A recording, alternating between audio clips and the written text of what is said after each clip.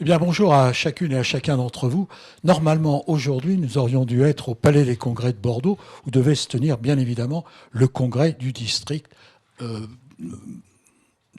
la région. Les événements nous ont obligés à changer notre fusil d'épaule. Reste que l'environnement, le développement durable sont au cœur de toutes les préoccupations, que l'on soit rotarien ou non. C'est la raison pour laquelle nous avons choisi ce thème.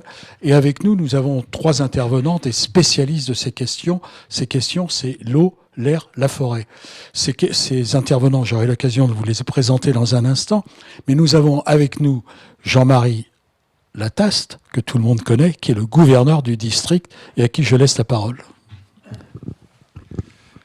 Oui, chers amis, bonjour.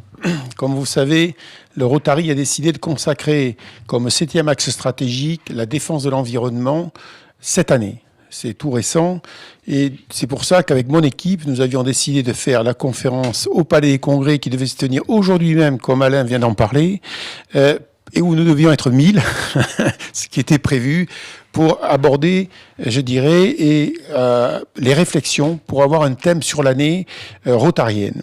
Mais, comme dirait Holger Nacht, le Rotary ouvre des opportunités, et l'opportunité, c'est certainement aujourd'hui d'aller vers le digital. Et nous avons décidé de conserver ces conférences et débats. Et aujourd'hui, vous allez pouvoir bénéficier de la première conférence débat qui était prévue, auquel vous auriez assisté en live, c'est le cas de dire, au Palais des Congrès. Notre but, c'est que les Rotariens soient des acteurs de ce développement durable par leur réflexion sur la base des pistes qui vont être présentées aujourd'hui. Et je repasse la parole à Alain en vous remerciant pour votre attention. Merci Jean-Marie et merci de me laisser votre place. Donc, je vous l'ai dit, 3 intervenants, 3 spécialistes. Par ordre alphabétique, Gilles Boeuf, qui nous parlera de l'eau et des océans. Damien Havard, qui va nous parler de l'air. Et Christian Pinaudot, qui nous parlera de la forêt. Nous allons commencer avec Damien Havard. Damien Havard est un philosophe. Vous avez fait des études de philosophie, je crois. Et puis, vous avez aussi beaucoup travaillé dans la construction, puisque vous avez été l'inventeur du salon Akibat à Bordeaux, très connu et très, très efficace. Et puis, vous avez changé votre fusil d'épaule. Et aujourd'hui, vous êtes à la tête d'une société. J'aimerais que vous nous en parliez de cette société. Alors, j'ai créé l'entreprise Hydrogène de France en 2012. Et avant de créer cette entreprise, j'avais lancé un bureau d'études dans le photovoltaïque. Et c'est en travaillant sur le stockage d'énergie que j'ai travaillé sur le vecteur hydrogène et que j'ai décidé de créer... développement durable, quand même. Alors oui, l'hydrogène, c'est une molécule qui est... Enfin, la technologie hydrogène est particulièrement propre. L'intérêt de l'hydrogène, c'est qu'on va pouvoir remplacer les moteurs thermiques, on va pouvoir remplacer les émissions de CO2 avec cette technologie. Alors, je vais pouvoir en parler, ça va venir progressivement, mais en tout cas, l'avenir est en tout cas très positif, puisque l'ensemble des États sont en train d'investir et que les technologies sont suffisamment mûres pour qu'on puisse les déployer à grande échelle. Comment est l'air que nous respirons aujourd'hui, Damien Havard ? Alors, l'air, ça dépend. Alors, HDF, on développe des projets d'énergie où on est en train de développer une énergie qui est renouvelable, non intermittent. C'est-à-dire que grâce à l'hydrogène, on réussit à faire du stockage. Un exemple, c'est dans des endroits où il y a du soleil, il y en a un peu partout dans le monde, on peut déployer un parc photovoltaïque qui va produire de l'électricité pendant la journée. Et pendant la journée, on va fabriquer de l'hydrogène en cassant de la molécule d'eau. Et pour avoir de l'électricité pendant la nuit, cet hydrogène, on va le mettre dans une pile à combustible et ça nous permet d'avoir de l'électricité 24 heures sur 24 à partir du renouvelable. Et ça, c'est un type de proposition qui n'existait pas. Voilà, on fait partie des premières entreprises mondiales à proposer une énergie renouvelable non intermittent. Donc les gens qui disent le renouvelable ne se stocke pas, c'est faux. On est en train de le faire. Dans une quinzaine de pays, on est en train de développer des projets. Et quand vous dites on est en train de le faire, votre entreprise, votre société, c'est elle qui fait ça ? Tout à fait. Nous, on développe la totalité des projets. Alors, on fait rentrer des fonds infrastructures parce qu'on fait des projets qui sont entre 50 millions d'euros et 500 millions d'euros d'investissement. Donc, on n'est pas tout seul au niveau des fonds. Qui sont vos partenaires ? Alors, les fonds infrastructures internationaux sont les premiers investisseurs. Et alors ça, c'est très paradoxal parce qu'on entend souvent du mal dans le cadre du capitalisme des grandes banques et des grands fonds internationaux. Nous, on voit qu'aujourd'hui, ceux qui développe les énergies renouvelables, ceux qui financent les énergies renouvelables, c'est pas les politiques. Les politiques, ils font des conférences, ils font des discours. Ceux qui sont derrière le financement des projets renouvelables, c'est les fonds infrastructures internationaux. Et les renouvelables sont devenus le premier investissement dans l'énergie. C'est plus le pétrole, maintenant, c'est les renouvelables qui sont le premier investissement dans l'énergie. Ça, c'est grâce à la finance internationale. C'est très paradoxal. J'ai découvert cet univers aussi. Et donc, c'est eux qui sont derrière nos projets en termes de financement. Et vous pouvez nous donner des exemples de grands groupes qui vous accompagnent ? Alors, nous, sur le projet qu'on a en Guyane en ce moment, qui est un projet de 130 millions d'euros d'investissement, il y a un fonds français qui s'appelle Meridiam, qui est basé à Paris, qui gère 10 milliards d'euros d'actifs et qui est notre principal investisseur. Donc, le fonds va apporter 20-30% des fonds propres du projet. Puis après, il y a une partie dette qui va être cherchée à l'extérieur auprès de banques, auprès de la BEI, auprès d'un certain nombre d'acteurs internationaux. Et l'État en tant que tel vous accompagne, par exemple, en Guyane, oui ou non ? Non.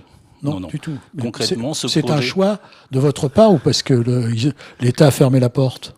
L'État était un peu décalé par rapport à la réalité de marché, la vitesse à laquelle on peut aller. C'est-à-dire que l'État voulait plutôt subventionner des démonstrateurs, de la R&D, alors qu'on est capable d'aller déployer des projets privés. Et donc, on a eu des fois la surprise d'avoir des freins d'organisation. Et d'ailleurs, on est en ce moment un peu freiné par une administration qui essaye de nous ralentir au niveau du projet qui est en attente pour partir en construction depuis quelques mois. Vous pensez que c'est un business d'avenir, ça, oui ? C'est bien sûr un business d'avenir parce qu'on est capable d'aller remplacer les groupes électrogènes en étant moins cher, en étant propre, en créant des emplois, donc avec une techno qui est propre. Donc je veux dire, au niveau des différents effets, et bien sûr au niveau des émissions de CO2, au niveau de la pollution, on réunit tous les critères. Donc oui, c'est un business d'avenir, c'est sûr et certain. Alors on a parlé de vos investisseurs. Qui sont vos clients futurs ? Alors, vous avez peut-être déjà en portefeuille, d'ailleurs. Ouais. Nous, on fait de l'électricité pour les réseaux. Donc nous, c'est les gestionnaires de réseau et des FSEI dans ce cas de figure. Donc dans les différents pays, comme on fait des gros projets, c'est les gestionnaires de réseau qui sont nos acheteurs d'électricité. Vous parlez de la Guyane, qui est un territoire français. Oui. Est-ce que vous êtes dans d'autres pays purement étrangers ? Ah oui. En fait, on est surtout dans d'autres pays. On est en Australie, il y a toute une équipe en Indonésie, on est au Mexique. On est au Chili, on a des projets au Maroc, donc oui, on est surtout. C'est votre société. Ouais, mon entreprise, tout à fait, Hydrogène de France. Ouais, tout à fait. On est en train de se déployer à l'international. Ouais. Ça vous change de la construction quand même. Ça change du secteur de la construction et des salons à Bordeaux, tout à fait, tout à fait. Et elle est basée où votre société ? Pour l'instant, on est à Lormont, et alors en plus, il y a une brique qui va s'ajouter, c'est que dans les technologies dont on a besoin, on avait besoin d'avoir des piles à combustible de forte puissance pour refaire de l'électricité sur des puissances élevées, et donc on est devenu fabricant des piles à combustible. On est en train de concevoir ces piles avec des partenaires internationaux et on monte une usine à Bordeaux pour fabriquer en série ces piles forte puissance. Donc ça sera la création de plus d'une centaine d'emplois industriels sur Bordeaux pour ces nouvelles technologies. Quelle échéance ? D'ici 2 ans, on espère 2 ans et demi, avoir l'usine qui sort de terre et qui est opérationnelle, dans des délais assez courts. Vous avez les partenaires là, financiers On a les partenaires financiers, on a le terrain, tout ça. Alors les terrains, on attend une décision de la métropole, par rapport à des terrains à Blanquefort où on s'est positionné officiellement. Donc on espère que ça va être validé assez rapidement. Et après, au niveau technique, on a des partenaires avec une société canadienne qui est leader mondial dans les piles à combustible pour les bus et dont on prend la technologie pour faire des piles plus puissantes. C'est la société Ballard Power System.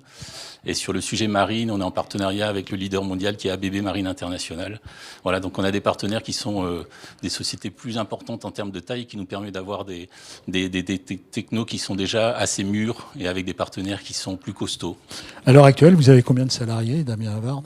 Alors là, on va être une trentaine pour l'instant, donc on est encore petit au niveau de la taille, avec des personnes qui sont assez expérimentées, qui avaient une expérience souvent dans les énergies renouvelables ou chez Air Liquide, ou dans des entreprises qui étaient déjà dans des secteurs d'activité qui étaient très proches, et le recrutement va s'accélérer.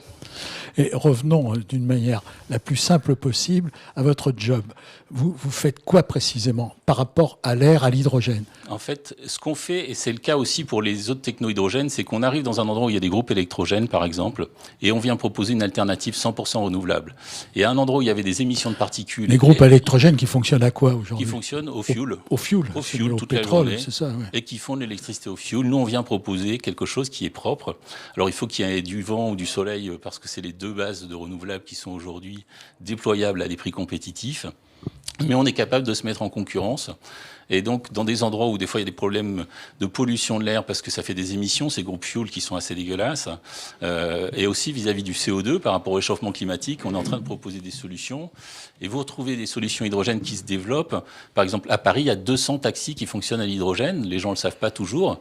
Donc, on n'est pas, c'est des taxis qui viennent de chez Hyundai ou Toyota. Donc, on est sur une techno qui a atteint une maturité. Il y a la ville de Pau qui a déployé des bus hydrogène qui sont extraordinaires. Donc voilà, on est en La train... SNCF s'y met aussi. La SNCF est en train de s'y mettre avec Alstom sur les trains hydrogène. Donc voilà, on est sur une techno qui pour l'instant coûte assez cher parce que les infrastructures hydrogène sont assez coûteuses. Donc il ne faut pas se dire que tout le monde va avoir une voiture hydrogène demain. Voilà, il va falloir le faire progressivement. Mais en tout cas, la tendance est bonne et la techno est propre. Donc voilà, l'avenir est plutôt très très encourageant.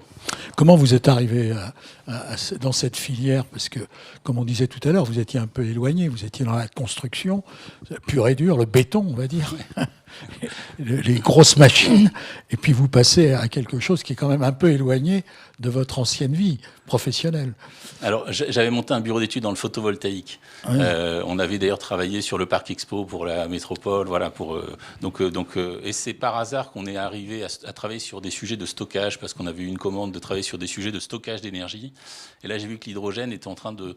C'est une vieille techno. La technologie a 100 ans, mais par contre, c'était en train de devenir mûr. Les prix étaient plus compétitifs, donc il se passait quelque chose. Et l'hydrogène, pour qu'il soit intéressant, il fallait que les énergies renouvelables soient pas chères. Et ça, c'est ce qui est en train de se passer, c'est que l'hydrogène, on peut le fabriquer avec du pétrole. C'est ce qu'on fait aujourd'hui. En fait, l'hydrogène qui existait jusqu'à aujourd'hui, il était fabriqué avec du pétrole, c'était sale. Par contre, aujourd'hui, comme on peut faire des énergies renouvelables pas chères, on peut casser de la molécule d'eau, c'est totalement propre, et là on fabrique de l'hydrogène renouvelable à des prix compétitifs. Et c'est pour ça que les États, c'est pour ça que l'Europe aujourd'hui encourage l'hydrogène. Il y a des grands plans d'investissement, c'est qu'on peut le fabriquer à partir de renouvelables. Et là après, les usages, ça va être les voitures, dans l'industrie, pour mon cas de figure dans l'énergie. Mais la base du fait que l'hydrogène est en train de se développer, c'est parce qu'on peut le fabriquer de façon propre, et là ça change tout. Vous avez d'autres projets ? Alors déjà, il y a une usine, des projets internationaux. On va rester là-dessus. Voilà, on va rester là-dessus. On a du boulot là pour les prochaines années. On vous retrouvera sans doute tout à l'heure, Damien. Entre l'air et l'eau, il y a la forêt. Et c'est pour ça que nous avons avec nous Christian Pinaud-Diot, qui, s'il y a un domaine qu'il connaît bien, lui, c'est la forêt, qui se nourrit de l'air et de l'eau, bien évidemment. Les images des incendies de forêt en France et dans le monde frappent beaucoup, et souvent chacun d'entre nous. Christian Pinaud-Diot connaît le sujet de la forêt depuis des décennies. Il a été secrétaire général du syndicat des sylviculteurs pendant 40 ans. Il a été aussi à la direction de la Maison de la Forêt. Il fut en même temps la cheville ouvrière de Forexpo, le plus important événement lié à la forêt en Europe. Mais j'arrête là son CV parce qu'il est beaucoup trop long. Merci Christian Pinaud-Diot d'être avec nous. Quel est son état aujourd'hui de la forêt ? Bien, merci à vous et merci de m'avoir invité. Alors, si je parle à l'échelle nationale, bien que nous soyons dans la première région forestière de France, une des plus importantes de l'Union européenne, sur le plan national, je dirais que la forêt est globalement en bon état. Je voudrais rappeler simplement quelques petites choses. D'abord, quand on parle de forêt, on change de temps. Donc, on est dans le long terme, et voire le très long terme. Ce qui fait que mes comparaisons, souvent, sont toujours datées ou historiques. Depuis la Révolution française, donc 1789, en gros, la surface des forêts a doublé en France. Ce qui nous met juste derrière la Suède et la Finlande en termes de surface. Ce qu'il faut souligner... Pourquoi ça a été un choix de qui de faire doubler la... Je ne pense pas que ce soit un choix. C'est les circonstances qui ont fait que... Absolument, les circonstances, l'histoire. Je dois reconnaître qu'après la Seconde Guerre mondiale, avec la naissance du Fonds forestier national, là, il y a eu une dynamique, mais il fallait reconstruire la France. Et donc, là, il y a eu une dynamique de reboisement assez importante. Mais sinon, le reste s'est fait, j'allais dire naturellement ou presque, au fil des circonstances de l'histoire. Et donc, on a autour de 16 millions d'hectares de forêt, comme je le disais aujourd'hui, répartis à peu près, et c'est stable depuis près de 150 ans. En gros, c'est 66% de feuillus et 33-34% de résineux. Là aussi, contrairement au discours sur l'enracinement des forêts françaises, non, on s'aperçoit que c'est toujours la même répartition, à peu près. Ce qu'il faut aussi... C'est bien que la répartition soit toujours la même, ou c'est un handicap pour la forêt? Je pense que là aussi, c'est le sol qui commande. Hein. En matière forestière, on peut toujours essayer d'installer des essences sur un sol qui ne leur convienne pas, ça ne poussera pas. Donc, à un moment, il y a un arbitrage. Le problème, c'est que l'arbitrage, il prend des décennies souvent. Hein, mais il y a toujours un arbitrage, et c'est ce qu'on appelle dans notre jargon la station géoclimatique, qui fait que là, il y a des feuillus et là, il y a des résineux. Et à chaque fois qu'on a eu des tentatives d'implanter des essences, et notamment en matière de résineux, qui ne vont pas avec le sol, au moindre changement climatique, c'est là qu'il y a des maladies, des dépérissements et des forêts malades. Alors cette forêt, elle est aussi une des plus diverses, en termes de diversité d'essences, c'est la première d'Europe. Il y a 136 essences forestières en France, ce qui nous met en première position. Là aussi, donc, pour bien montrer que c'est pas monolithique, c'est pas toujours la même chose. Il y a aussi originalité, il y a une partie de la forêt qui est gérée par des privés, et l'autre, il y a des forêts publiques. Donc il y a 75% de la surface qui est de la forêt privée, mais ça varie évidemment suivant les régions. En Nouvelle-Aquitaine. Ça, c'était votre job, là. La forêt privée, c'était votre job, ça. Exactement, c'était mon job. Mais il y a aussi de la forêt publique, hein, donc à peu près, au titre de l'État, c'est 1 800 000 hectares, et au titre des communes, 2,5 millions à peu près. Mais il faut savoir que ces forêts publiques relèvent du domaine privé de l'État, ce qui permet par ailleurs de mettre des barrières et d'interdire la circulation dedans, d'ailleurs. Paradoxalement à l'idée courante, si vous voulez. Et donc ces forêts publiques sont gérées par l'Office national des forêts. Donc la répartition est assez claire entre les forêts publiques et les forêts privées. Notons quand même que l'agriculture est privée à 100%. En matière forestière, il y a une part importante, 25% de la surface à peu près, de forêts publiques, alors qui sont gérées soit en forêt de production, soit en réserve. Il y a tous les cas de figure. Voilà. Donc cette forêt privée, qui est autour de 10 millions d'hectares, eh bien, elle est possédée par on dit plus de 3 millions de propriétaires forestiers, mais enfin, il faut faire attention à ce qu'on veut faire dire aux statistiques, parce que si vous les regardez d'un peu plus près, vous vous apercevez qu'il y en a 2 200 000 propriétaires qui ont 670 000 hectares, c'est-à-dire 3 000 mètres carrés chacun. Et là, on est dans le domaine des parcs et jardins, arbres d'alignement, et pas du tout dans le domaine forestier. Mais c'est un peu comme si vous demandiez que vous considériez, à partir du moment où vous faites vos salades dans votre jardin, que vous êtes un exploitant agricole. Vous voyez, donc, bon, voilà, il faut faire attention à ces statistiques. Vous disiez que la forêt est plutôt en bon état. Alors, la forêt est plutôt en bon état. Quel est son poids dans le développement, dans l'environnement et dans le développement durable, puisque c'est le thème qui nous réunit aujourd'hui? Alors, à quoi sert-elle la forêt aujourd'hui, à part à fournir du bois quand on en a besoin? À tout, si j'ose dire. Alors, en termes de développement durable, la forêt, c'est d'abord un régulateur du climat. Hein, donc, par l'effet de la photosynthèse, elle stocke le gaz carbonique et elle produit de l'oxygène. Je préfère dire produire plutôt que rejeter de l'oxygène dans l'atmosphère. Je trouve que produire, ça a plus d'importance. Et l'oxygène, vous le savez, on en a tous besoin pour vivre, aussi bien d'ailleurs les humains que les plantes ou les animaux. C'est la vie, l'oxygène. Donc il y a cette première fonction qui est quand même fondamentale. Et puis c'est un filtre de l'air, c'est un filtre de l'eau. Elle stocke le carbone, je l'ai déjà dit. Elle produit du bois, mais aussi contre l'érosion, contre le vent. Et on en reparlera peut-être tout à l'heure avec les tempêtes. Et toutes ces fonctions font que la forêt est absolument indispensable à l'équilibre du climat. Ce que d'aucuns ont peut-être oublié dans d'autres pays, mais c'est un point indispensable de la régulation du climat. Christian Pilodeau, vous venez d'en parler, j'allais vous en parler, des tempêtes. Je voudrais aussi qu'on parle juste après, si vous voulez bien, du feu, de forêt, puisque vous avez écrit sur ce sujet-là d'ailleurs, et c'est un sujet que vous connaissez bien et qui vous a toujours préoccupé. Absolument. Alors les tempêtes, comment peut-on expliquer ce qui est arrivé il y a 10 ans ou 15 ans dans la région? Comment ça peut se produire et quelles sont les séquelles après? Alors oui. Par rapport à l'environnement, hein, toujours. Alors d'abord le changement climatique. Les tempêtes, c'est lié au changement climatique. Le changement climatique étant une affaire non pas d'aujourd'hui, c'est pas un scoop. Ça a toujours existé. Hein. On a traversé des périodes de réchauffement, le petit âge glaciaire.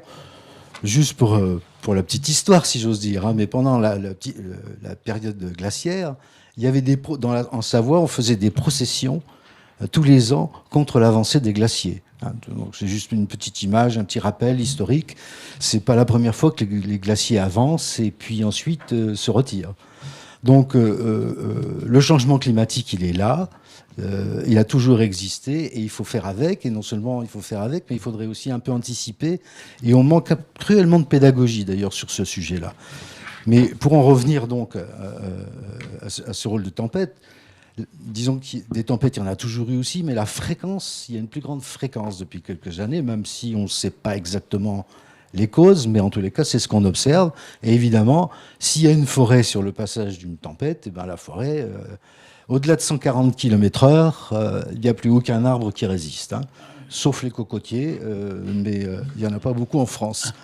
Donc, il n'y a plus aucun arbre qui résiste au-delà de cette vitesse, hein, que ce soit un résineux, un feuillu, voilà. Et c'est pour ça qu'on a eu ces dévastations sur Klaus, Lothar et Martin, d'abord en décembre 99, et puis au cœur des Landes, c'était en 2009 avec Klaus. Alors avec Klaus, et donc si on a vu beaucoup d'images sur la catastrophe et sur les désastres que ça impliquait, on n'en a pas eu beaucoup par contre sur l'effort de reboisement qu'il y a eu derrière. Il faut savoir que les sylviculteurs landais, ils ont en 10 ans, ils ont reboisé la totalité des Chablis, c'est-à-dire un peu plus de 200 000 hectares. 200 000 hectares, c'est 20 fois la surface de Paris, hein, pour vous donner une idée. C'est 270 millions d'arbres. Tout a été replanté, là. Tout a été replanté intégralement, mais dans le plus grand silence, parce que 200, personne n'en a pratiquement jamais entendu parler, et je dirais que la forêt des Landes de renaître dans le plus grand silence, mais comme disait le philosophe, qui doit être chinois sûrement, l'arbre qui tombe fait plus de bruit que la forêt qui pousse.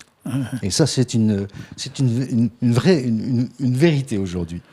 Voilà. Alors, dans le développement durable, il y a la fonction de pompe à carbone qu'on partage avec les océans, dont nous parlera tout à l'heure Gilles Boeuf, ouais. hein, puisque l'océan est un grand puits de carbone, et le deuxième puits de carbone derrière l'océan, ce sont les forêts.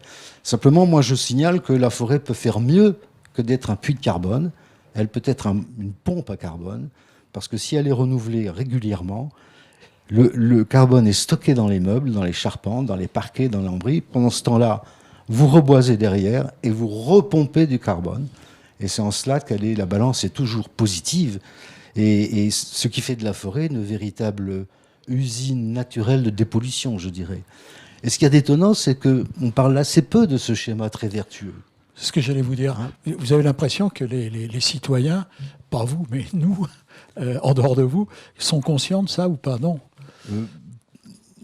Pas vraiment, je ne crois pas. De même qu'en matière d'incendie de forêt que vous évoquiez tout à l'heure.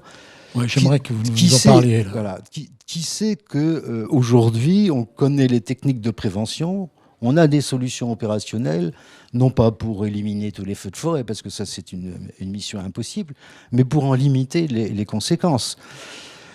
Il y a un exemple ici dans la Nouvelle-Aquitaine qui est absolument extraordinaire. Il faut savoir d'abord que on n'a jamais vu des arbres se mettre le feu entre eux. De même qu'on n'a jamais vu un arbre s'enflammer spontanément sous l'effet des rayons du soleil, n'est-ce pas? Donc il y a une cause. Et la cause, c'est pas la sécheresse, c'est pas la canicule, ça ce sont des facteurs aggravants, mais c'est pas la cause.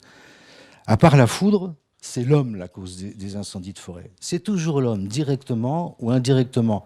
Je dirais même que le feu suit l'homme, hein, pour résumer le propos. Hein. C'est-à-dire autour des... la plus grande menace aujourd'hui sur la forêt, c'est la pression sociale sur les forêts. À cause, il y a l'augmentation démographique, et l'augmentation démographique, c'est 65 millions d'habitants aujourd'hui, 70 millions ou 72 millions en 2050, mais on oublie aussi que l'été, on passe à 150 millions de personnes puisqu'il y a 90 millions de touristes. Donc, cette masse de population, elle se promène. Hein. Et donc, ça, c'est un vrai problème parce qu'il y a l'urbanisation. Puis avec l'urbanisation, vous avez les axes routiers, les axes ferrés, les lignes électriques. Et tout ça, c'est des causes d'incendies de forêt. Donc, ce qui est filmé, c'est le feu, évidemment. Le Brésil, l'Australie, le syndrome de Los Angeles, j'appelle ça comme ça, puisque... Et là, vous dites que c'est l'homme, exclusivement l'homme, qui est à l'origine. Il y a la foudre aussi, hein, il y a la foudre. Il y a la foudre et l'homme. Donc, et on sait faire la part des choses, enfin. Mais si vous ne prévoyez pas un aménagement de prévention, ça brûle dans tous les cas. Et c'est là où je veux en venir avec ce qu'on appelle la défense des forêts contre l'incendie, hein, c'est-à-dire une politique de prévention systématique qui est la seule technologie aujourd'hui qui permettrait de maîtriser les risques de départ d'incendie de forêt. Un exemple, savez-vous que dans le seul département de la Gironde, il y a 1500 départs de feu par an, c'est-à-dire plus que dans toute la région PACA, et pourtant il y a moins de surface brûlée. Alors, et vous l'expliquez comment? Alors voilà. Pourquoi? Est-ce que les pompiers girondins sont nettement plus forts que les pompiers du Sud-Est? Non.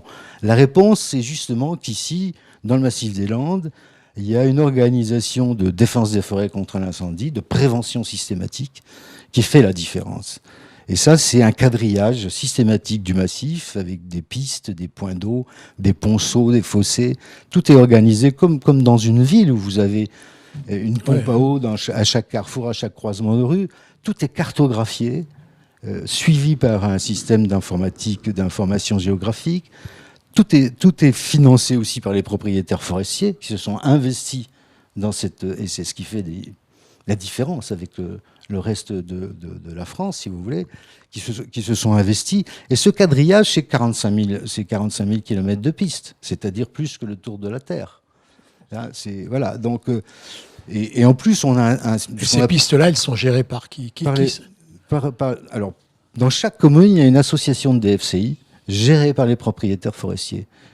Et c'est eux, les sylviculteurs, qui s'occupent de ça tout le temps, avec des résultats assez extraordinaires. Si on se rappelle les incendies d'août 49 et ces 82 morts civils et militaires, ça ne s'est plus jamais reproduit. Mais qui sait, cette organisation, elle est unique en France et en Europe, mais personne ne le sait, en quelque sorte. Et tout est fait de manière... c'est important de le souligner. Tout ce système, tous ces équipements de DFCI sont partagés au niveau régional entre les pompiers, les collectivités et les services de l'État dans un groupement d'intérêt public qui s'appelle ATGRI, Aménagement des territoires et gestion des risques. Donc c'est une organisation unique. On n'en parle pratiquement jamais. C'est le feu qui passe à la télévision parce que là, on filme la guerre en direct avec ses soldats, ses engins, l'armée de l'air, avec ses bombardiers d'eau. C'est pour ça qu'on vous a invité, Christian Pinaudot, pour que vous nous en parliez, justement. Voilà. Donc ça, c'est un spectacle hallucinant dans tous les sens du terme, au sens étymologique du terme, d'ailleurs. Mais pas un mot sur les systèmes de DFCI. Et pourtant, ils existent.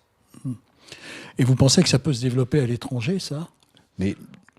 Bien sûr qu'on peut adapter... Ou ailleurs en France, d'ailleurs. Mais ça peut s'adapter à n'importe quel massif. Et le mot adaptation a son importance. Évidemment qu'on ne va pas faire exactement la même chose dans une forêt pleine, plate comme les Landes, en Dordogne ou dans le Var ou ailleurs. Mais on peut, à partir de cette technologie, parce que il s'agit d'une véritable technologie, on peut l'adapter suivant les massifs forestiers, les reliefs.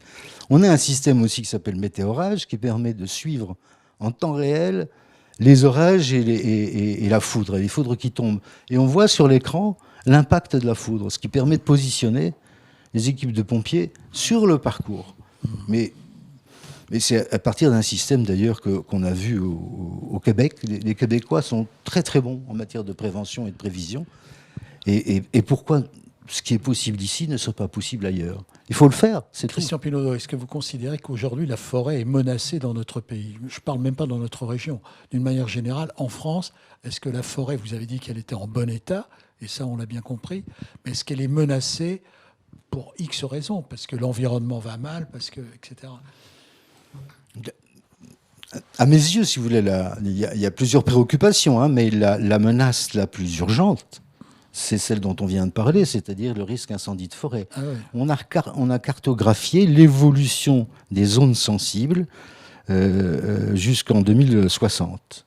On sait que les zones à risque aujourd'hui, en gros, hein, qui sont grossièrement la région, le sud-est, et autour de la Méditerranée, et puis la zone Aquitaine, on voit très bien que ça remonte. On voit très bien petit à petit le Massif central, la zone d'Angers, autour d'Angers, tout ça, ça remonte. Le Charente, évidemment, c'est une future poudrière. Donc on a cartographié tout ça. Donc j'allais dire, on ne pourra pas dire qu'on ne savait pas. Et vous considérez que le feu est plus handicapant pour la forêt que le dérèglement climatique, qui va entraîner des tempêtes qui vont faire tomber des hectares et des hectares, des milliers d'hectares d'arbres. C'est plus dangereux le feu que le dérèglement climatique? Je pense que le feu est plus dangereux. Parce que d'abord, le changement, moi je n'appelle pas ça un dérèglement climatique, j'appelle ça le changement climatique. Oui, vous avez raison, oui. Pardon. Et la forêt s'est toujours adaptée. Mais évidemment, il faut des décennies, voire des siècles, et on sera tous morts avant de le voir. Hein. Mais il n'empêche que le regretté professeur Martre parlait de la forêt nomade, n'est-ce pas? Donc c'est une image assez paradoxale parce que nous, quand on regarde à l'échelle humaine, la forêt, ça bouge pas. C'est la permanence, une forme d'immanence. Or, elle s'est toujours adaptée au fil des siècles et des millénaires. Seulement, il faut un peu de temps. Il n'y a pas toujours eu des pins maritimes dans le sud-ouest il y a 10 000 ou 15 000 ou 20 000 ans. Qu'en sera-t-il dans 1000 ans? Ça va sûrement changer. Mais on vous réinvitera dans 1000 ans, Christian. Voilà, mais j'espère bien. Mais bon, le changement climatique, que ça plaise ou pas, les forêts doivent s'y adapter. Le feu, c'est nous qui sommes à l'origine. C'est autre chose. Mais on l'a bien compris. Merci en tous les cas, Christian Pinaudot. L'eau, sans elle, pas de vie. Gilles Boeuf le sait bien, lui dont le CV est d'une extrême richesse. Professeur émérite à Sorbonne Université, qui est une université pluridisciplinaire de recherche intensive et de rang mondial d'ailleurs. Gilles Boeuf est aussi l'une des personnalités, ou a été l'une des personnalités majeures de l'IFREMER. Notre hôte est océanographe, spécialiste de physiologie environnementale et de biodiversité. J'arrête là aussi votre CV. Gilles Boeuf, merci d'être avec nous. Et je vous laisse la parole pour vous nous parliez de l'eau et aussi des océans, qui est votre spécialité. Tout de suite, de l'océan. De l'océan. Nos amis qui naviguent en ce moment sur le Vendée Globe ne trouvent pas une frontière quelque part entre l'océan Indien et l'océan Pacifique. Il y a un seul océan. Si je prends l'eau de mer à 400 mètres de fond n'importe où, c'est la même eau.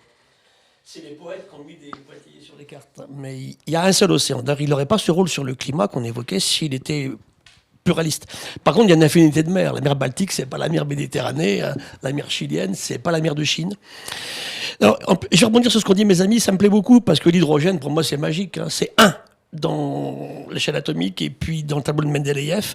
Et l'hydrogène constitue 76% de l'univers. Donc c'est pour ça que c'est une ressource quand même qui est disponible quand même et intéressante à aller chercher. La forêt, j'adore puisque je suis moi-même président d'une forêt. Je préside effectivement l'association de protection de la réserve de la Massane dans les Pyrénées-Orientales. Alors c'est une réserve qui fait 447 hectares, c'est petit par rapport à ce qu'on disait, mais c'est le lieu en Europe où on a le plus d'espèces ramenées à la surface. On n'a pas coupé un arbre depuis 1860.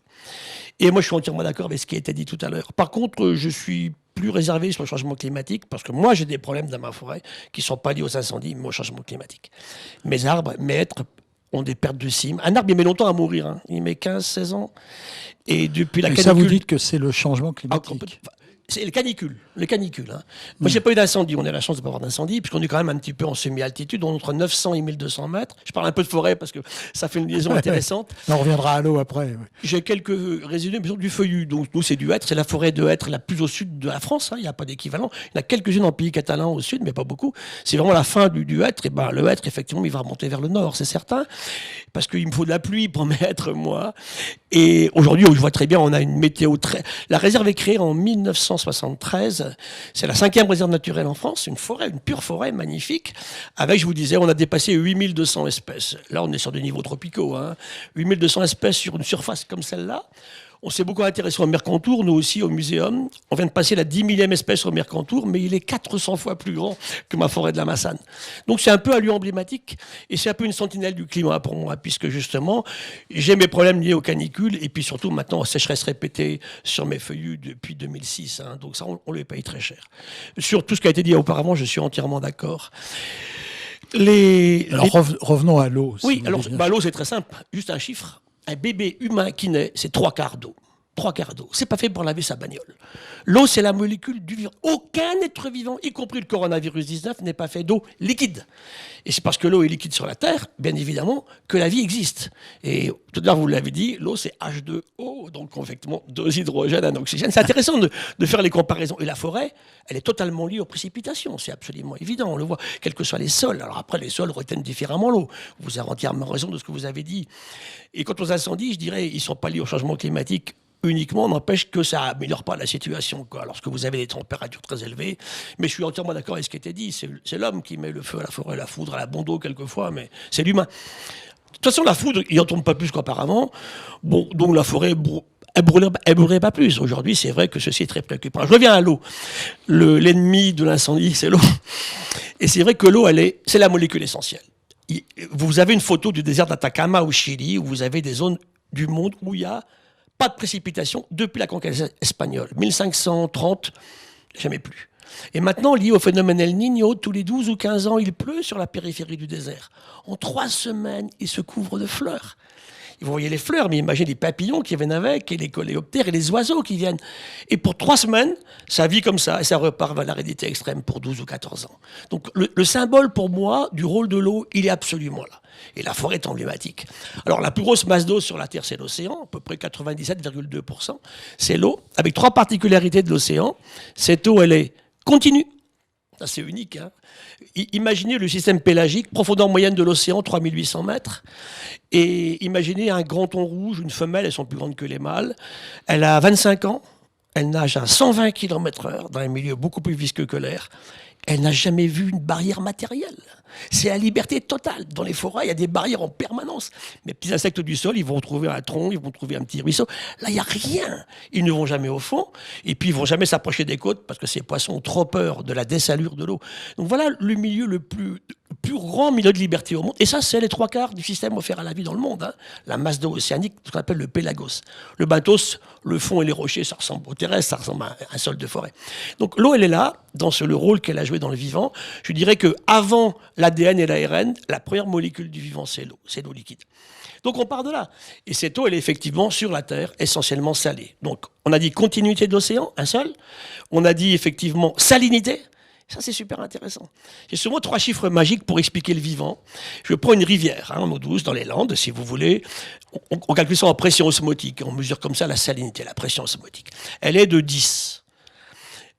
L'océan, 1050, partout. L'océan au large, je ne prends pas. Et le sang humain, 302. Ça ne bouge pas, que vous soyez jaune à point bleu, rouge, grand, petit, garçon, fille, 302 milliosmoles depuis que Homo sapiens existe. Et cette trilogie, pour moi, elle est magnifique. 10 l'eau douce, 1050 l'océan, 302 l'humain. Quelles sont les relations? Pourquoi a-t-on, dans notre sang, 140 millimoles de sodium et puis 105 millimoles de chlorure? C'est l'histoire de la naissance de la vie dans l'océan, tout simplement. On va faire Tara Océan. Je travaille beaucoup avec eux depuis quelques années. Là. Donc on part faire un tour du monde sur un bateau qui nous est offert par une entreprise privée. Ils ont racheté l'Antarctica à Jean-Louis Etienne et on l'appelle Tara. On fait un tour du monde et on séquence la surface de l'océan. On a fait des milliers de stations, on a ramené des dizaines de milliers d'échantillons. Donc on a regardé les virus, les bactéries et les protistes. Alors c'est quoi les protistes? Il y en a plein dans les sols de forêt. Ce sont ces grosses cellules à noyaux qui ne sont pas des bactéries, elles sont des noyaux. Les levures, par exemple. Et ici, il n'y aurait pas de bordelais sans levure, puisqu'il n'y a pas de pain sans les levures, il n'y a pas de vin, il n'y a pas de fromage, il n'y a pas de bière, par exemple. C'est pour dire aux gens que c'est important. Et les micro-organismes protistes dans l'océan, c'est le phytoplancton. C'est le plancton végétal qui a inventé la photosynthèse, on va y revenir tout à l'heure, et c'est ça le système. Et on va découvrir sur cette campagne 600 000 nouvelles séquences pas connues dans la surface de l'océan. Et ce qui m'a beaucoup plu sur Tara, c'est qu'à la fin de Tara, 3 années autour du monde, on ne trouve pas de choses nouvelles. C'est vraiment le seul écosystème que je connaisse où on connaissait rien avant et brusquement on connaît presque tout. On a fait le tour de la connaissance des êtres vivants, je répète, virus, bactéries et protistes de la surface de l'océan. Et quand on va regarder les relations entre ces cellules dans l'océan ancestral, on va se rendre compte qu'il y a infiniment plus de symbiose, de coopération, de mutualisme, de commensalisme que de compétition. Donc darwinisme social, oublions ça, d'ailleurs Darwin n'a jamais dit ça. Là où il y a symbiose, et la forêt est absolument géniale pour nous démontrer ces symbioses, on sauve beaucoup plus de monde. La compétition n'est pas quelque chose d'efficace dans le durable qu'on évoquait tout à l'heure. Donc l'eau, elle est absolument partout. Alors, les eaux douces, donc n'oublions pas qu'il y a les eaux de surface, les lacs et les fleuves, et puis les eaux profondes aussi, hein, bien sûr, qui sont très importantes, mais c'est moins de 3% des réserves de la planète. Or, l'eau physiologique dont on a besoin, c'est l'eau douce. L'eau de mer, on n'est pas capable de la boire. Il y a quelques animaux qui savent faire ça, les canards savent faire ça, même les baleines ne savent pas boire de l'eau salée, elles en meurent aussi. Donc cette histoire de sel de l'océan est fondamentale dans l'histoire de la vie. On a dit continuité, on a dit salinité, et troisième intérêt de l'eau, elle est infiniment plus stable que les milieux continentaux. L'océan mondial, il n'a pas changé depuis 100 millions d'années. Imaginez au niveau terrestre, dans une forêt, comme ça peut varier. Hein. Et c'est vrai que l'endémisme, qui m'intéresse beaucoup, l'endémisme est le fait pour une espèce vivante d'habiter là et nulle part ailleurs. Il est infiniment plus facile de... Quand on a fait Clipperton avec Jean-Louis Etienne il y a quelques années, donc des îles totalement isolées, françaises, au large du Mexique, on a trouvé 4 espèces de mérous. Ils vivent que là, mais c'est quand même des centaines de kilomètres carrés. Alors que j'ai une grotte ici, tout près de Bordeaux, où j'ai une espèce d'insecte qui vit sur 300 mètres carrés. C'est impossible en mer, ça. Hein. Donc c'est vrai que le milieu marin est tout à fait ouvert, beaucoup plus stable que les milieux aériens. Et ça explique la différence de la vie dans l'eau et de la vie dans l'air. Donc cette eau, elle est absolument fondamentale partout. Et aujourd'hui, qu'est-ce qui se passe? C'est qu'on est en train de la gaspiller. Alors justement, j'avais vous poser cette question. Comment va-t-elle l'eau que l'on consomme tous les jours, qui est utile à notre vie, c'est très simple. Très égoïstement à notre vie quotidienne. La rareté de l'eau, elle va pas changer. L'eau qui est sur la Terre, ça va continuer à s'évaporer, puis ça va retomber ailleurs. Le problème, c'est sa disponibilité selon les régions géographiques, parce que l'eau, ça pèse. 1 litre d'eau, c'est 1 kilo. Quand il faut transporter de l'eau, on le fait en ce moment. Barcelone manque totalement d'eau. Ce sont des camions qui les emmènent de la haute vallée de la Durance à Barcelone. Imaginez le poids, hein. Une tonne d'eau, hein, c'est 1000 kilos. Donc ça, c'est un grave problème, effectivement, parce que l'humain... Vous savez, les 2 zones du monde les plus riches en eau utilisable, en eau douce, c'est le Groenland et le sud du Chili. C'est là où il n'y a personne. Donc c'est intéressant. Et regardez l'Afrique du Sud, on en parlait il y a quelque temps, au Cap, 3 millions d'habitants, ils sont limités à 50 litres d'eau par personne et par jour. Hein. Donc, encore une fois, l'eau ne s'est pas raréfiée. C'est l'accès à l'eau en ce moment qui pose problème. Et au niveau agricole, c'est la même chose, avec un conflit très fort aujourd'hui sur les réserves d'eau. Vous dites qu'on consomme trop d'eau Non, je dis qu'on la gaspille. D'accord. Au Groenland, je peux consommer de l'eau, j'ai aucun souci, je peux y aller. Au Koweït, vous n'avez même pas assez d'eau. Vous savez, j'ai calculé combien un humain a besoin d'eau sur une vie. Enfin, le calcul, c'est simple, hein. 2,5 litres par jour, multiplié donc pour une personne de 70 kilos, ramené sur un an, allez, si on vit 85 ans, 75 mètres cubes, il y a des pays qui n'ont pas ça disponible pour les humains. La seule eau disponible pour notre physiologie de tous les jours. C'est là, effectivement, que les questions se posent. Et que demain, avec la biodiversité et ce climat... Alors moi, sur le changement climatique, je suis entièrement d'accord. Dire des règlements, ça ne va pas. Le climat aurait-il été réglé un jour par qui? Non, il n'a jamais été réglé. Par contre, ce que je dirais plus que le changement, moi, ce qui m'embête aujourd'hui, c'est l'accélération du changement climatique. C'est vraiment ça que je vois aujourd'hui, d'ailleurs. On l'a dit tous les trois. Hein.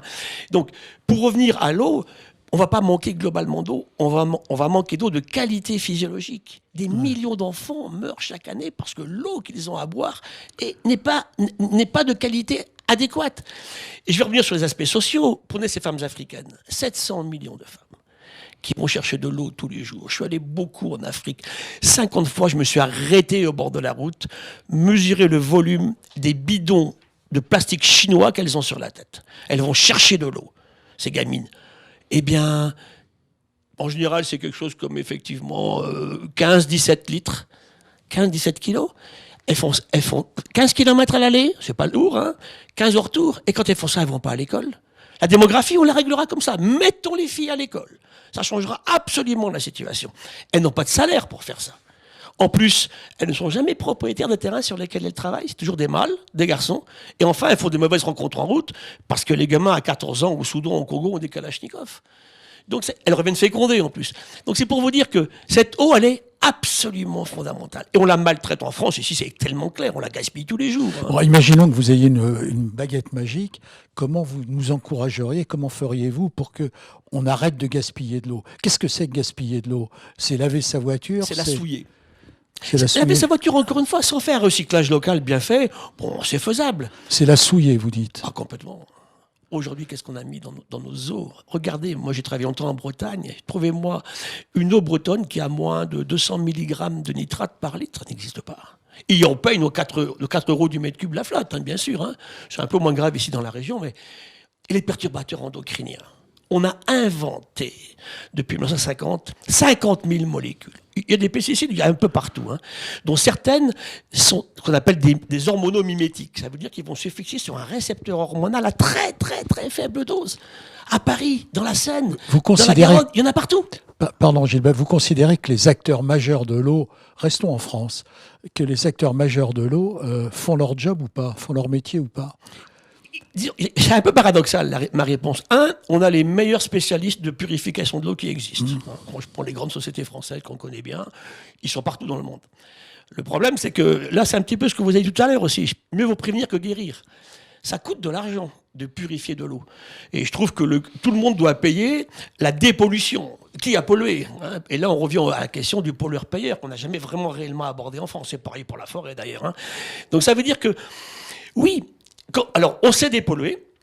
Je prends les nitrates, c'est fabuleux. Un maire me dit, Gilles, écoutez, moi je veux bien que tu m'aides, mais tu me dis surtout pas d'arrêter de mettre des nitrates. Qu'est-ce qu'on fait? On les enlève là, on rend une eau potable et on les recrache à côté. C'est pas possible. Le dessalement de l'eau de mer, qui est une énorme question aujourd'hui, hein, quand on parle de l'eau, hein, il y a des pays qui n'ont plus que ça.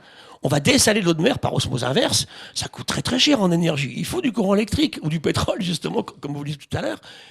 Et puis, on va sursaler les zones locales, parce qu'on ne va pas transporter ces sels sur des grandes distances. Donc, on sursale l'endroit où on les recrache. C'est des solutions de transition. Et c'est là vraiment qu'il faut, pour moi, une réflexion globale. Et donc, l'eau, elle est vraiment... Vous dites que ce n'est pas une solution de dessaler de l'eau de mer? Si, localement, pourquoi pas? Comment on fait au Koweït? Ouais. Comment vous faites à Oman, par exemple, hein, dans le désert? Vous faites comment? Parce qu'il y a un autre problème qui est posé par le pompage d'eau très profonde. Aujourd'hui, on parlait tout à l'heure du changement climatique. On voit, ça m'inquiète aussi beaucoup ici dans la région, c'est la montée du niveau de la mer. La mer, depuis 5000 ans, ne montait plus. 1 mm par an. Depuis 20 ans, on est à 4. On a pris 7 cm en 25 ans. Donc, je me pose quand même des questions. Encore une fois, c'est pas que ça se passe qui me gêne, c'est la vélocité à laquelle ça se passe. 2 chiffres. 19 000 ans, ici à Bordeaux. On est à la fin des derniers grands glaciers qu'on évoquait tout à l'heure. La température de la surface de l'océan est 4 degrés plus basse. Vous savez où il est l'océan? 125 mètres plus bas. Ah, il bouge dans tous les sens. Hein. Puis s'il monte trop haut, demain la forêt landaise sera sous l'eau de mer. Hein. C'est quelques mètres. Les grands crus du Médoc, vous savez à quelle altitude ils sont? Moins de 10 mètres. Alors, je ne dis pas que ça va se faire dans les 5 ans qui viennent. Hein. Faites pas dire ce que je n'ai pas dit. Mais il faut s'en préoccuper. Ce qui veut dire qu'aujourd'hui, il faut vraiment que ces questions-là deviennent prioritaires. Et je terminerai là-dessus, c'est qu'on me dit sur l'eau, c'est pareil. On me dit, Gilles, vous avez raison, on vous aime bien, on vous écoute, on vous invite, mais on verra ça demain. On ne peut plus attendre demain. Et c'est pareil pour moi, pour la forêt. Hein. Ma forêt, en fait, aujourd'hui, je l'ai comme la prunelle de mes yeux, je m'en occupe, on n'a pas coupé un arbre. J'ai 30 fois plus d'espèces vivantes là que dans celle de l'ONF à côté, parce que j'enlève pas mes arbres morts. Hein. J'ai du sarproxylique. Et en ce moment, elle souffre. Et elle souffre du système global. Pas local, mais l'action elle est locale. Elle souffre du changement climatique et elle souffre aussi des 15 000 camions poids lourds qui passent tous les jours au col du Pertus et qui m'amènent de l'ozone sur ma forêt. C'est des questions tout à fait essentielles. Alors, il y a une question que je peux poser à vous trois, qui rejoint un petit peu tout ce qu'on a pu se dire. Comment peut-on imaginer le recyclage de tous les matériaux qui vont servir à la dépollution ou à l'hydrogène, etc. Comment, parce que ça ne se fait pas, je pense aux panneaux photovoltaïques, par exemple. On ne sait pas ce qu'on va en faire demain, quand même. Bon, d'abord, ils arrivent de Chine en avion, la plupart, un peu moins maintenant, mais bon. Mais on ne sait pas ce que ça va devenir demain. Comment, par exemple, vous, Damien, comment vous imaginez l'avenir de tout le matériel que vous utilisez? Qu'est-ce qui va devenir après? On a de la chance dans l'hydrogène parce que c'est une technologie qui est propre. On a en fait, c'est du métal, ça se recycle.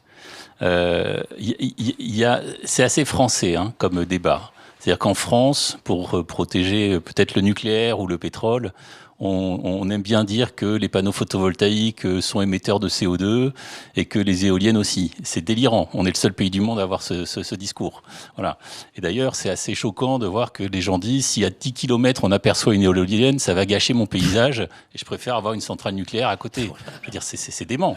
Voilà. À un moment, c'est un moulin à vent, il est un peu plus loin et puis il faut s'y faire parce que c'est une énergie qui est propre. Donc il y a quand même, à travers ce débat, je rebondis dessus, il faut faire attention à ce qui se raconte parce que c'est quand même un peu mensonger de croire que les panneaux photovoltaïques ne seraient pas recyclables. Si, ça peut se recycler, simplement, comme ils durent plus longtemps que prévu, parce qu'on pensait que ça allait durer 15 ans, en fait, ils vont tourner pendant 30 ans.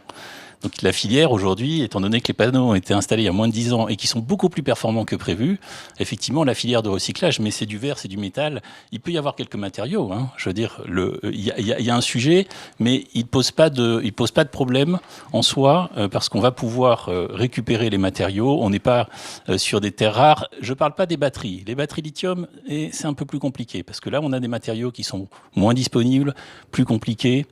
Mais en tout cas, concernant les panneaux photovoltaïques, les éoliennes et les techno-hydrogènes, il y a moins de problèmes. Les batteries, effectivement, il y a des nouvelles batteries qui vont sortir, qui ont des matériaux qui sont moins rares et ça sera salutaire.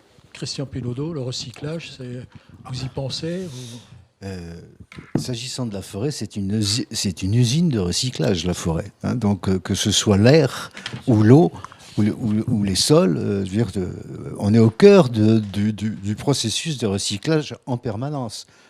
J'ai évoqué tout à l'heure le fait que c'était une usine de dépollution naturelle.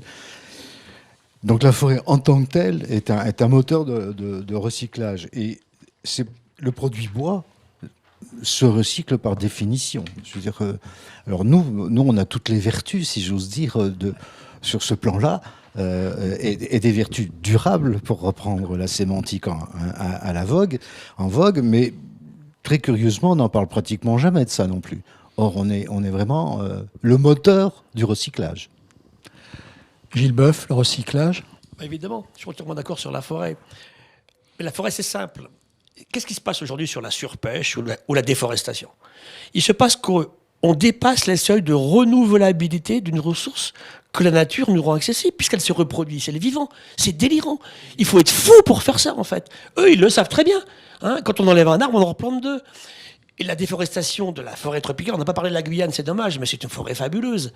Vous avez là, quand même, aujourd'hui, des zones du monde. Moi qui ai présidé longtemps ce musée d'histoire naturelle, plus de la moitié de toutes les espèces vivantes de la Terre viennent des forêts tropicales humides. Amazonie, Bornéo et Nouvelle-Guinée, et puis bassin du Congo. C'est fabuleux. Ça part à la surface de la Grande-Bretagne chaque année, cette déforestation. Et là, on voit l'effet sur le climat. Et là, je rejoins mon ami. Que le climat ait une influence sur la forêt, oui. Mais quand la forêt s'en va, elle influe sur le climat en retour. On l'a complètement oublié. La surpêche en mer, on a parlé du puits de carbone de l'océan. C'est génial. 93% de l'énergie en excès qu'on a produit par ce CO2 qui a été rejeté depuis la révolution industrielle, il est dans l'océan. Les 3 premiers mètres de l'océan stockent plus de carbone que toute l'atmosphère, en fait. Heureusement qu'on a l'océan, entre 26 et 30%. Ça va durer combien de temps ? On l'a évoqué tout à l'heure. Et c'est un océan vivant qui fait ça. Sans phytoplancton, ça ne marche pas. Donc je surpêche des poissons pélagiques, on l'a montré au Chili. Alors pourquoi on surpêche aussi ? Est-ce que c'est pas parce que la population augmente ? On est 7 milliards, 8 milliards, je ne sais plus combien. On arrive à 8, on est 7-9 là. Oui, voilà. C'est pareil, tout à l'heure je disais, il y a sur bien nourrir, 19 millions les températures. Ouais. Hiroshima 45, on est 2,1 milliards. On est 8. On est 8. En 70 ans, c'est assez effrayant quand même. Et bien sûr, ça a une influence sur tout ce qu'on vit là. C'est sûr qu'on était moins nombreux, c'est un petit peu mieux. Ceci étant dit, aujourd'hui, pourquoi on fait ça ? Pour l'appât du gain. Il faut bien voir un peu ce qui se passe. On a 3 défauts majeurs. L'imprévoyance. Et là, dans tout ce qu'on a dit sur les énergies renouvelables et sur la forêt, c'est tellement vrai. L'arrogance, on est toujours meilleurs que les autres. Regardez sur la gestion de la Covid-19. On s'est foutu de nos collègues de Taïwan, de Corée. Ils sont bien meilleurs que nous. Ils ont 30 morts à Taïwan, 300 en Corée. On a passé 52 000 en France. On est toujours meilleurs que les autres. Et c'est pire aux États-Unis. Et puis ensuite, bien sûr, la cupidité. Et cette cupidité-là qui toujours ne veut avoir plus et plus et plus, nous met dans une situation où si aujourd'hui on ne met pas en priorité ce dont on parle là maintenant, moi je ne suis pas un catastrophiste, encore moins un collapsologue. Mais quand même... Qui peut mettre en priorité ? Le monde politique et surtout le monde de l'entreprise pour moi aujourd'hui. Pour moi, il y a 4 piliers au changement. Qu'est-ce qu'on fait du jour d'après? Un, de la science, évidemment. L'agroforesterie, c'est absolument merveilleux ce qu'on peut faire avec ces systèmes-là. De la science. Mais pas comme on l'a vu là, une émission d'opinion. Là, on a dit des gens dans la rue, qu'est-ce que vous pensez de l'hydroxychloroquine? Et le mec, il a une pensée là-dessus. On ne sait même pas comment ça marche. On se fout du monde. Donc on a confondu la science avec les opinions. Après, bien sûr, il nous faut le monde politique. Lequel? Parce que là, moi, je reviens au forestier que j'admire beaucoup. Quel politique est capable de penser à 10, 20, 30, 40 ou 50 ans? Il n'y en a pas beaucoup, hein. Les ONG, parce qu'il nous faut des ONG qui nous poussent un petit peu de temps en temps, ça nous aide bien. Et enfin, l'entreprise. Je ne crois pas du tout demain à un monde durable sans l'entreprise qui s'empare vraiment du sujet. Il y a des gens de bonne volonté, ils ne sont pas tous des affreux gougnafiers qui veulent tout flinguer. Ils ont des enfants aussi. Quel est notre problème aujourd'hui ici à Bordeaux? On est heureux d'être là. Le Rotary est content, on a des OAI qui se portent bien, qui sont contents de discuter, c'est parfait. On a des enfants, des petits-enfants, on a créé de l'emploi sans détruire la région où on habite. C'est ce qu'on fait aujourd'hui. C'est là qu'il faut expliquer à ce monde politique que c'est absolument indispensable. Et donc maintenant, il y a des entreprises qu'on appelle à mission qui commencent vraiment à se poser ces questions-là. Ce que vous faites, par exemple. Et ça, par exemple, je termine là-dessus, sur les déchets. Au lieu de mettre en décharge, recycler. On ne le fait pas suffisamment. Et je terminerai en disant que la meilleure système... On y vient doucement quand même. Bien sûr, mais il faut prévenir que guérir, c'est ça le problème. Quand on ne savait pas pour le Covid, on savait très bien qu'on allait s'en prendre une. Et si on repart comme avant, on va s'en prendre une autre. Qui tuera les jeunes la prochaine fois. Vaut mieux prévenir que guérir. On pourrait prendre ça en conclusion, monsieur le gouverneur, et je vais vous demander de nous rejoindre. D'abord, merci à vous trois, messieurs. Ça a été passionnant et on aurait voulu le faire, on l'aurait pas mieux fait. Merci Alain. Mais écoutez, je vous ai écouté, on vous a écouté, parce qu'on devait être 1000 au Palais des Congrès, mais je suis sûr qu'on est beaucoup plus, avec beaucoup d'intérêt. Quand je vous ai écouté, M. Pido, sur la forêt, j'étais à San Diego au début de janvier, et j'avais Yann Reisley, qui était notre président international il y a 3 ans, il y a une grande photo derrière nous, et un film, La forêt qui brûlait, australienne. Et on était franchement saisis par cet enjeu. Et les présidents internationaux qui étaient là, parce qu'ils étaient plusieurs, il y avait Yann Reisley, il y avait évidemment Holger Nack, notre nouveau président, ils nous ont vraiment dit, ce sujet-là, les Rotariens doivent s'en emparer. Et quand vous venez de nous dire, les ONG... on a besoin des ONG, je pense qu'on a besoin d'organisations, Monsieur Leboeuf, comme le Rotary, pour nous pousser. Et nous, les Rotariens, je dirais que aujourd'hui, peut-être le message que je voudrais vous délivrer aujourd'hui, Rotary du district 1690, mais aussi Rotariens français, parce que ce débat est suivi normalement par tous les Rotariens de France, puisqu'il a été étendu à tous les Rotariens de France, et bien sur l'eau, l'air et la forêt. Qu'est-ce que dans chaque club, nous pouvons faire pour protéger ces éléments essentiels de la vie? Et vous avez donné des pistes, mais il y a peut-être des pistes à inventer, des pistes à imaginer. Et je voulais vous remercier vraiment pour la qualité de ces échanges, parce que le Rotary doit être un acteur de ce développement durable et de cette défense de l'environnement. Vous pourrez revoir, mes amis, ce débat avec vos amis sur YouTube ou sur le site du district. Et ça, c'est important pour ceux qui n'ont pu assister aujourd'hui. Je vous disais en début de ce débat que nous avons fait le choix de maintenir notre conférence de district en utilisant le digital. Et nous avons deux nouvelles conférences qui vont être à votre disposition. C'est celle que devaient nous faire nos amis Serge Goutheyron et Cyril Noirtin. Serge Goutheyron qui est délégué du Rotary International extraordinaire du Rotary à Paris, et Cyril Noirtin qui est le délégué du Rotary International à l'UNESCO et à l'OCDE. Ils sont des acteurs et ils promeuvent les 17 objectifs du développement durable. Vous savez combien c'est important ces 17 objectifs. Et mes amis, je vous rappelle que le Rotary est membre fondateur des Nations Unies. Donc vous avez la possibilité de maintenir cette réflexion au cours de cette année pour savoir comment nous, Rotariens, nous devons devenir des acteurs du développement de la nature et du développement durable.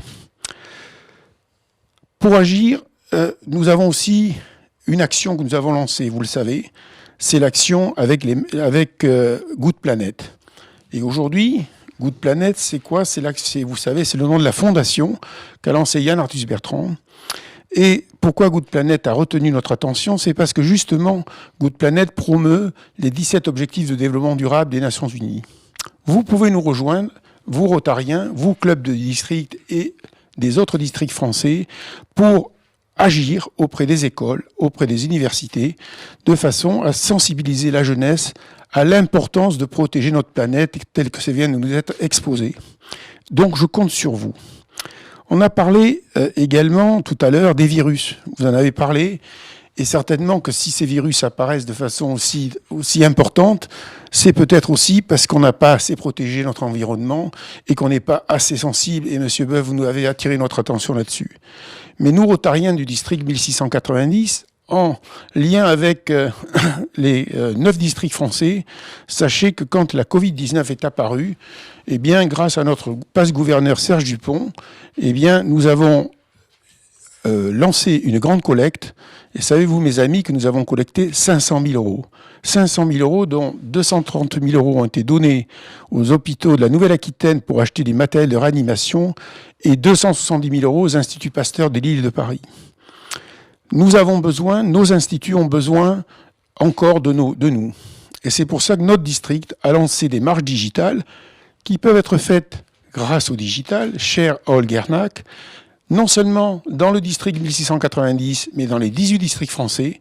Et nous pouvons marcher en respectant les conditions sanitaires et en collectant des fonds encore pour la recherche contre la Covid, mais aussi la polio. Je peux vous assurer que nous étions avec Laurence toujours à San Diego en janvier, et nous avons été frappés de voir combien nous, Français, nous sommes loin d'imaginer que nous avons un système de protection de santé assez exceptionnel.